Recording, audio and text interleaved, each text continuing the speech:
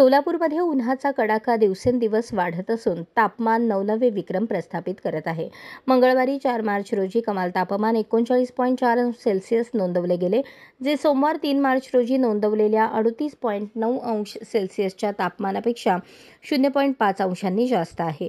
मार्च महिन्याच्या सुरुवातीपासूनच उन्हाची तीव्रता वाढत असून शहरातील नागरिक उष्णतेच्या झळा सहन करत आहेत। या महिन्यातील तापमान आता 40 अंशांच्या उंबरठ्यावर पोहोचले आहे।